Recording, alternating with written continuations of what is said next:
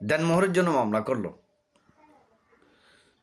হাজব্যান্ডের বিরুদ্ধে, কিন্তু পার্থিকরা এসে বলে না, আমার শাশুড়ির কারণে, আমার বাসুরের কারণে, আমার দেবরের কারণে, ননদের কারণে বা আমার দেবরের বউয়ের কারণে আমার সংসারটা ভেঙেছে, আমি তাদের বিরুদ্ধে অ্যাকশন নিতে চাই। আপনি তাদেরকেও এই মামলায় দেন, জড়াই দেন, তাদেরকে ওয়ারেন্ট করান।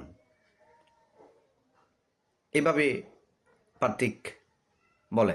আসলে আমি পার্থিকদের উদ্দেশ্যে বলি, এখানে দেনমোহরের মামলা, এই বিষয়টার কজ অফ অ্যাকশন অ্যারাইজ হয় শুধু স্বামীর বিরুদ্ধে। এটা চাইলে আপনি দেবরকে, বাসুরকে, শাশুড়িকে এই মামলায় আনতে পারেন না। আর আনলেও কোর্ট সেগুলাকে বাদ করে দিবে। কারণ দেনমোহরের টাকা তো শাশুড়ি দিবে না, দেনমোহরের টাকা তো বাসুর দিবে না, দিবে স্বামী। আপনার বাচ্চার খোরাকি, মেনটেনেন্স, সেগুলো তো শাশুড়ি, বাসুর, দেবর, ননদ ওরা দিবে না।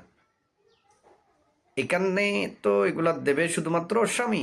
এই জন্য এক্ষেত্রে শুধুমাত্র স্বামীকেই বিবাদী করতে হবে।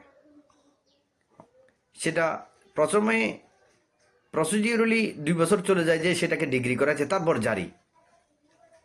যদিও এখন জারিটা আধুনিক সিস্টেমে হচ্ছে, ডিগ্রি হওয়ার সাথে সাথে জারি অটোমেটিক হয়ে যাচ্ছে, জারি মামলা ই পারিবারিকে। বা যে সিস্টেম এখন আধুনিক হচ্ছে, আমরা আধুনিককে সাধুবাদ জানাই, আধুনিক প্রসিডিউরকে। আশা করছি আধুনিক প্রসিডিউরে রিলিফ আর একটু সহজ হবে। তো এখন 2 বছর লাগবে ডিগ্রি করাইতে। এখন 2 বছরের মধ্যে ডিগ্রি সাক্ষী দিয়ে ডিগ্রি করাইতে হবে।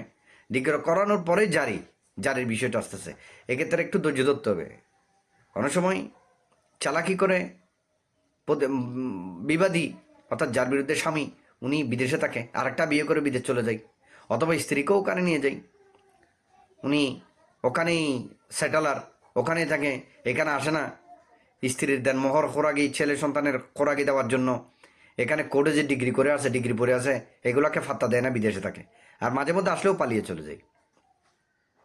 এমনটা অনেক সম্মুখীন হই আমরা।